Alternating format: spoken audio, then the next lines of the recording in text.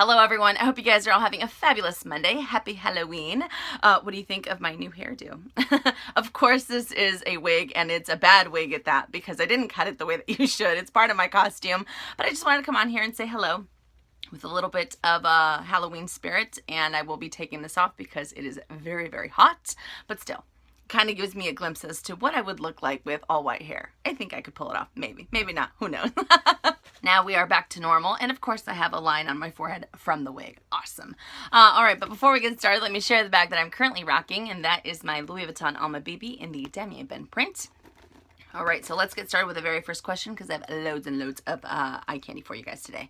Alright, Lala LV56. I currently own Louis Vuitton bags. Lately, I've been thinking about stepping out of my comfort zone, so to speak, and getting a Chanel bag. My dilemma is the price point. I feel that I can get a Louis Vuitton Saint Germain PM, which is a kind of bag that I'm looking for, at a much lower price and still have an all-leather, good quality bag. Do you think that I should stick to Louis Vuitton and get the Saint Germain PM, since that is what I know, or branch out and invest in a Chanel piece? If so, which Chanel bag would you recommend that is the most similar to the Saint Germain? Wonderful question, and as I've said on my channel before, I'm a big fan of the Saint Germain, whether it's the BB, the PM, or the MM. I love the silhouette, I love the leather on it, and of course the hardware is just absolutely beautiful. But you know, the funny thing is that I've had three that I've sold for clients, and they don't have the best resale value, which really blows my mind because the leather's there, I mean, the silhouette is there, and the design, so I just don't know what it is. But if you wanted to add variety to your collection, I would definitely suggest adding a Chanel Classic Flat, because I think that that's the most comparable to the Louis Vuitton.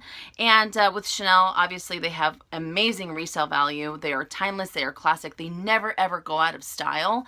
And if in the event that you wanted to, let's say maybe you got sick of it or you just didn't want it to be part of your collection anymore, you can sell it and you could more than likely make what you paid for it, if not a little bit more, depending upon if we have price increases and whatnot.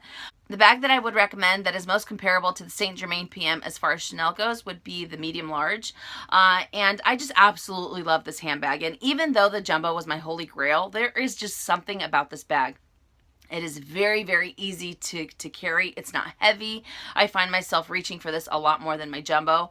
But it's just a beautiful bag, whether you get it in lambskin, whether you get it in caviar, or whether you get it in any other type of leather. It is just a phenomenal handbag. So that would be my recommendation. And, you know, it's a lot of fun to just go in. I know sometimes it could be a little...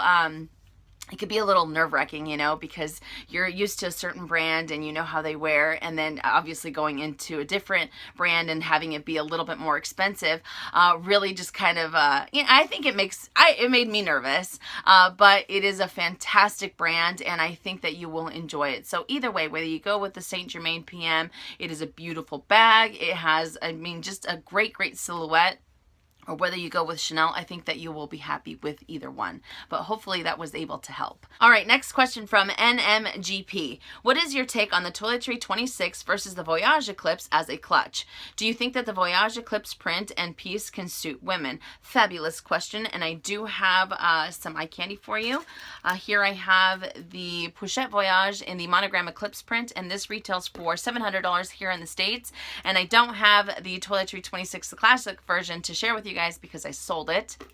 But that one retails for $415 here in the States.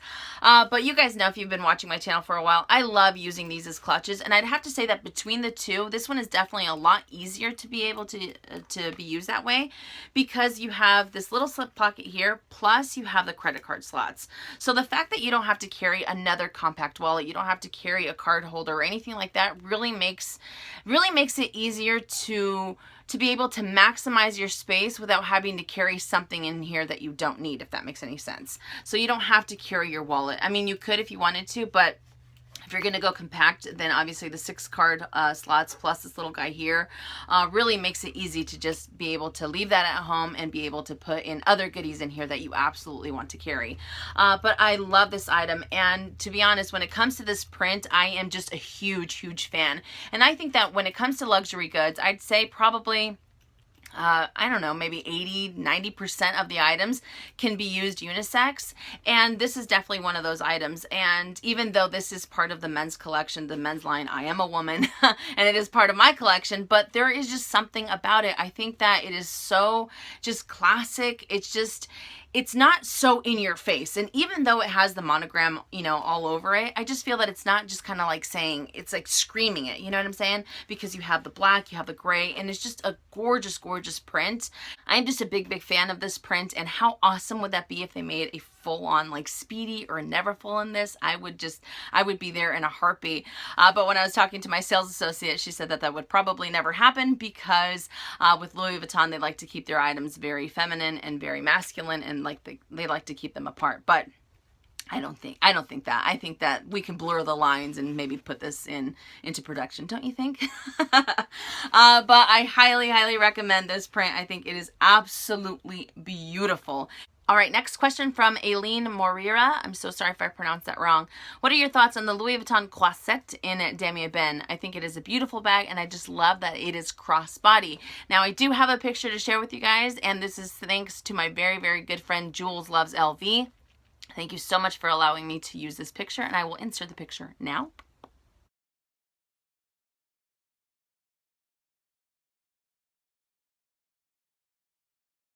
That bag retails for $1,590 here in the States, and it is also available in the Demi Azur print with the rose ballerine interior. And I'd have to say, I love this bag. I think that it is so incredibly cute.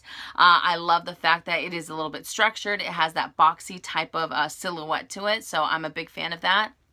I also love the fact that it has that little top handle. I feel that it makes it look a little bit more ladylike, a little bit more classic in my opinion. And I just feel that it is overall a dainty handbag. One of the things that I'm not crazy about is the little leather tassel. It's just not something that I like on my handbags. So if I was to purchase it, I'd probably end up taking that off.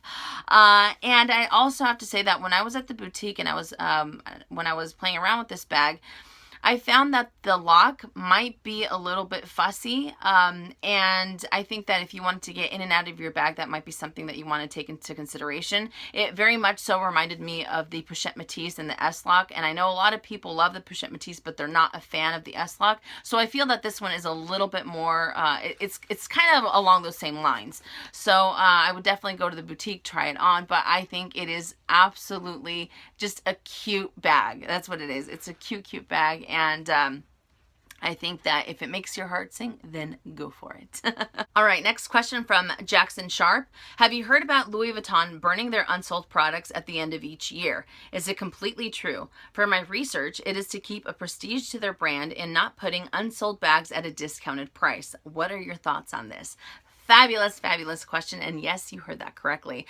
For the most part, Louis Vuitton ends up burning the items that they no longer sell, and it's not necessarily at the end of each year, because if you were to go to the boutique, sometimes if you look at the date code on some of the items, you'll find them from mid last year or at the end of last year as well. So it's not necessarily the case, but they do end up doing that with their unsold products, and I think that it's definitely, from what I was told from a few managers, from a few different sales associates, that you have to think about it. By not selling their items at a discounted price, they are in a sense ensuring that their handbags have a better resale value than most other luxury brands. Of course, not all of their handbags have the best resale value, as we discussed earlier with the Saint Germain, and I also had issues with my Alma, but for the most part, they end up holding their resale value incredibly well.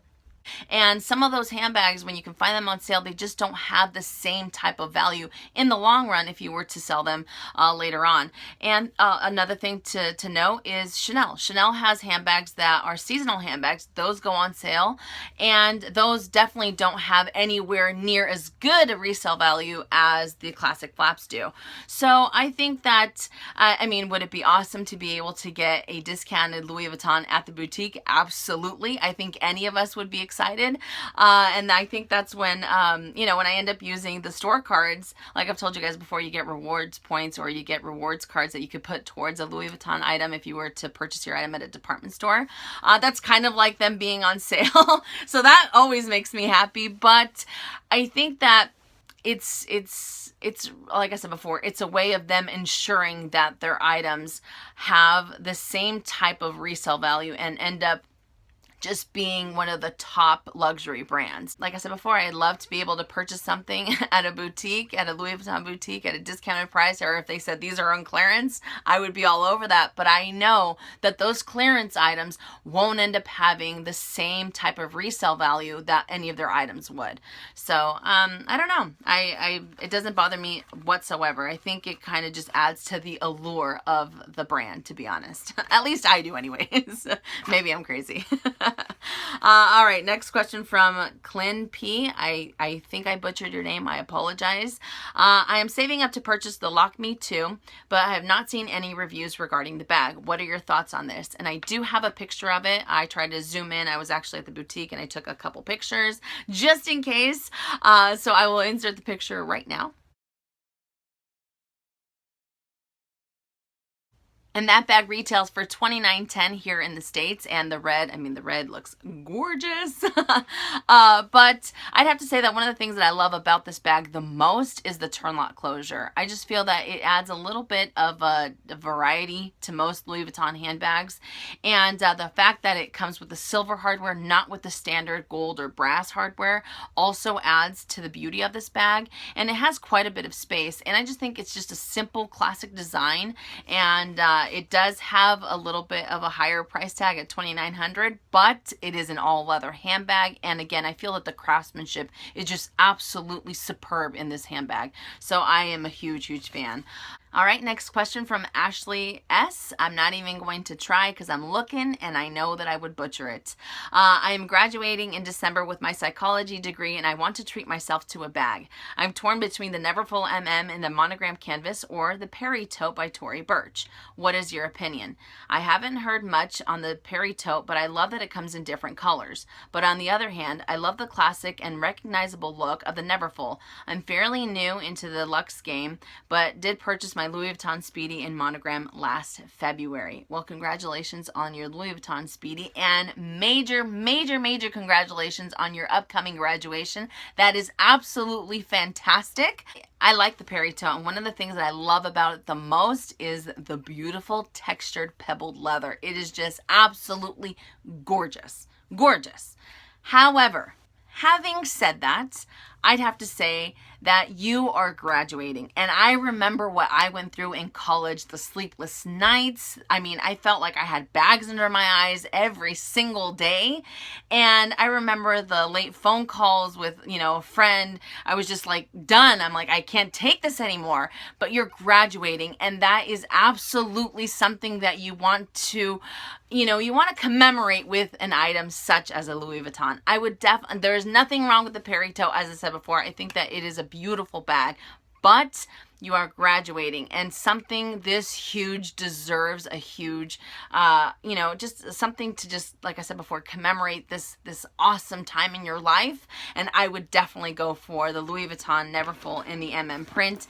It is a great bag. It is a beautiful tote, and both are fantastic. But because of what it would represent, because of the meaning behind it, I would definitely say go for Louis Vuitton. Go for Louis Vuitton. Those are just my 2 cents. But whichever one makes your heart sing. But congratulations once again. That is amazing. All right, next question from Angelica. What are your thoughts on the Gucci Blooms collection? Okay, so when it comes to the Gucci Blooms collection, if you guys have been watching my channel for a while, you guys know that when it comes to limited edition pieces or really busy prints, I'm not really one to add those to my collection because that's just not something that I end up going for. But I'd have to say that with the Gucci Blooms, out of all of the luxury brands and out of all of the busier prints, that is one that appeals to me the most. And I don't find it to be in your face. I don't find it to be very, very obnoxious. And I think that's because you have the tan in the background with the monogram, and then you have the light pinks, the light blues, the whites. So it's very, very soft. It's in a sense subtle. And I don't know. I really like it. Whether you get a small leather good with it, whether you get a handbag or whether you get their shoes, I just really, really like the collection. And I just feel that it's very fun. It's very, very flirty, but I don't feel that it's another thing that I have to say is that I don't feel that it's kind of like I don't feel it's too juvenile either, you know what I mean? And that's something that I always take into consideration as well when it comes to handbags. I don't want something that's too young, at least, you know, some of the things that I end up looking for, if that makes any sense. And I've also had people ask me if I feel that the print will end up being dated down the road, and really only time will tell, but I am a big fan of the Blooms collection, so I love it. All right, next question from Jane Dickens. What do you think of the Hermes Urbag Zip? I really like the silhouette, but I'm not so keen on the canvas, which is uncoated. I tend to think that also it would be a good investment because it is so much cheaper here in France than in other countries. This is a great question, and I apologize because I do not have a picture of the Urbag Zip, but it retails for $2,400 here in the States.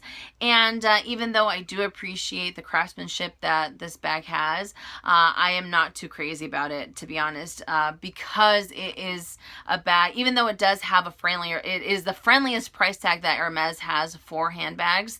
I don't like the fact that you have leather trim and then you have mostly canvas. And I feel that it's kind of like a Kelly's little sister in that sense, that it has the same type of silhouette. But I feel that it's a little busy because you have a zipper and a pocket on the outside, and I just feel like even though it is a simple handbag, I feel like there's too many bells and whistles, if that makes any sense. So I'm not too crazy about that. So in my opinion, if I was to invest in any type of Hermes handbag, whether it's the Garden Party, the Evelyn, a Birkin, a Kelly, I would always opt for leather, just because I feel that they hold their resale value even better, regardless of the price tag.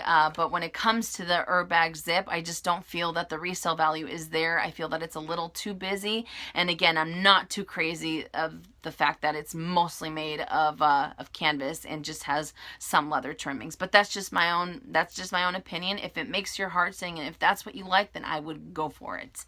All right, next question from Desi Lynn. What do you think of the Sweet Charity bag in gray with studs from Vuitton? What do you think of Vuitton bags in general?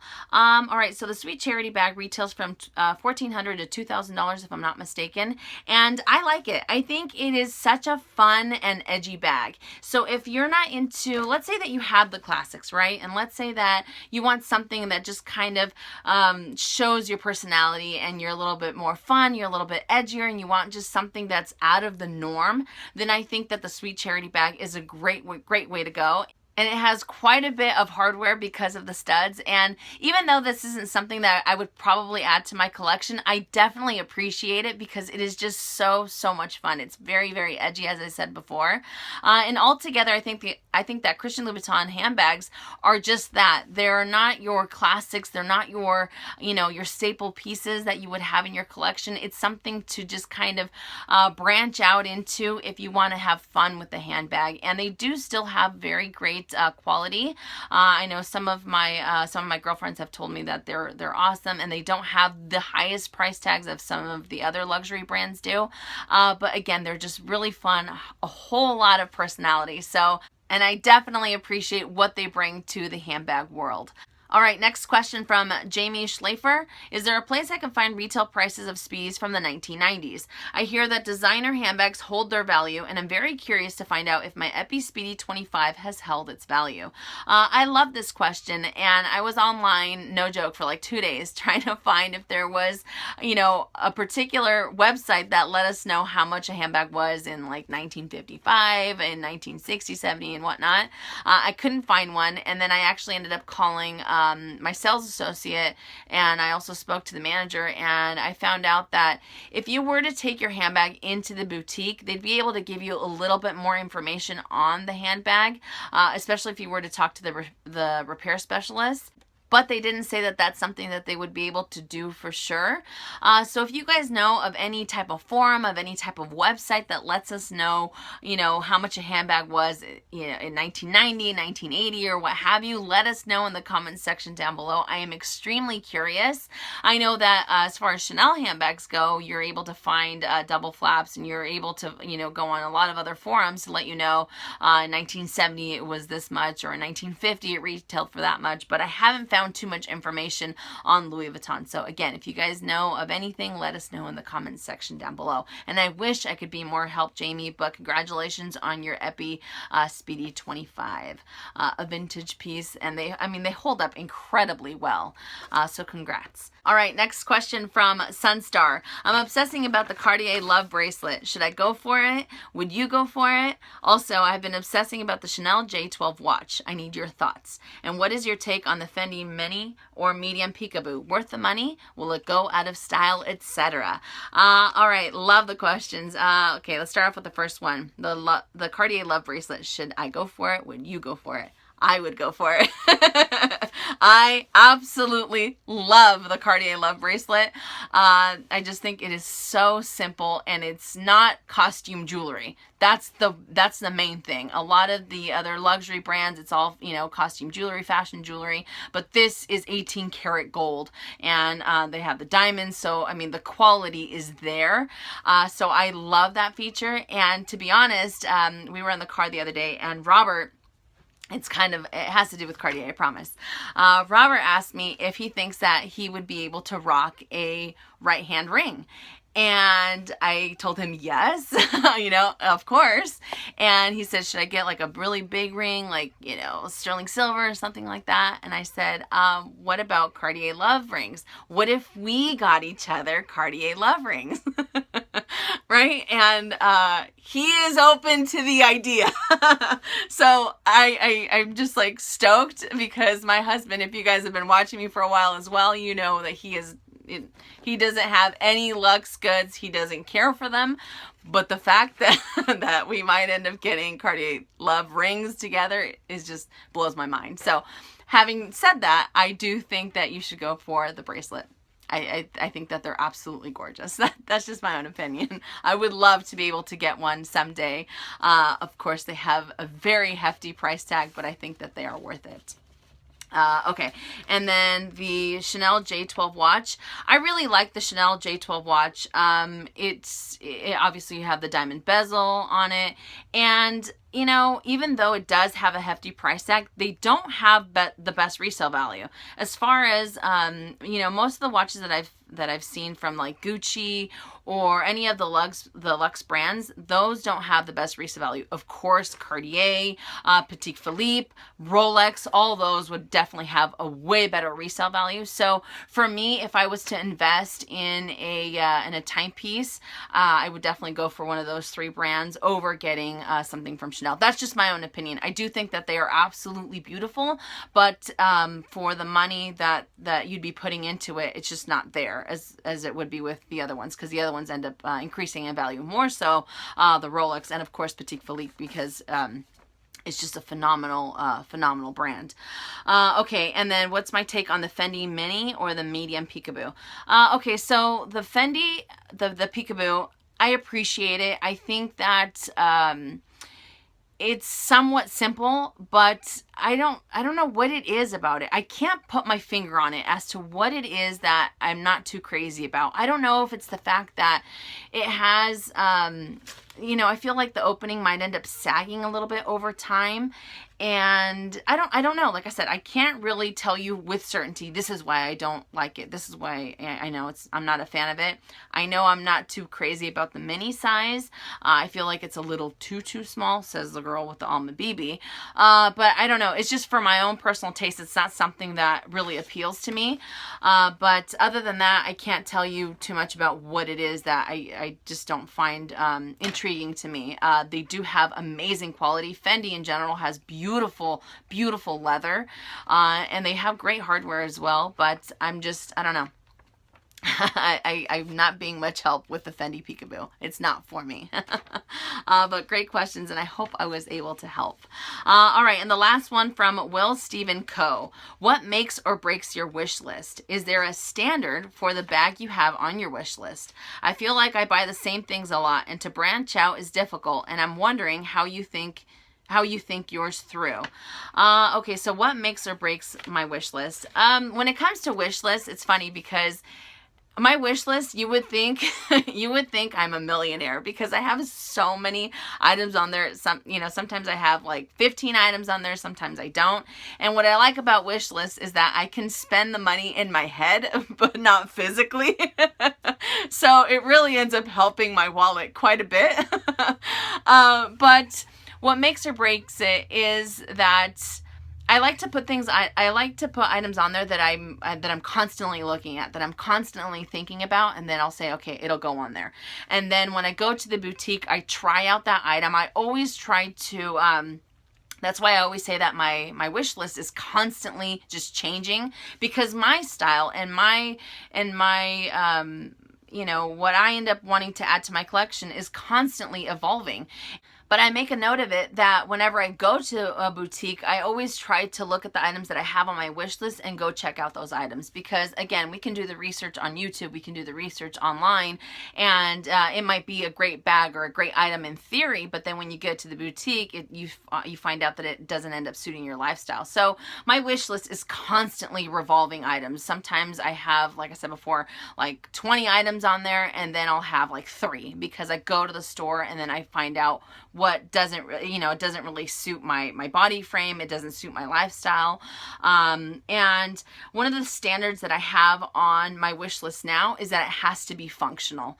And I think that goes back to what I've said before, that, I was buying handbags without really thinking of how I would use it in my everyday lifestyle. And then I would end up having to get rid of them. So now it has to be something that is extremely functional. And even though I always want to add color, I'm constantly telling you guys about red. I feel like a black bag or a brown bag from Louis Vuitton, those are like that's my safe zone. That's my comfort zone. I feel like you can never go wrong with a black bag. But at the same time, how do I know if another color will work out for me if I don't give it a chance? And that's why I decided to go for the O case in the red lambskin leather, because I love red. I wanted to try it out, and that kind of sealed the deal for me to want to add a lambskin bag to my collection, which my hubby did for me. And now I know that I want to add a red lambskin bag to my collection as well, because I have that. So sometimes starting off little by little really makes it easier to be able to let go of that security blanket. And I only call it a security blanket because that's how I feel. And whenever I go into a boutique, it's funny because I will automatically be drawn to a colored bag. I kind of beeline it for that bag. And then what ends up happening is that I end up getting a black bag in that same type of silhouette. So I know what you're talking about. I know what you mean. But again, how do we know if these items aren't going to work out if we don't give them a chance? Sometimes you just got to go out there and just put yourself out there and grab something that wouldn't be something normal for you to add to your collection. So that's what I would do. But like I said, I'm literally all over the place with my wish list. But function is key, and function is a mandatory thing that I look for in my own wish list. To each their own. But hopefully that was able to help you out. So that does it for Minks Monday Q&A. I hope you guys enjoyed it, and I hope you guys are ready for tomorrow, because I have an exciting, super exciting video for you guys today. So make sure you check it out. So thank you so much for all the questions, and I will see you all tomorrow. And as always, make it a fabulous day or not. The choice is yours. Have a great day, you guys.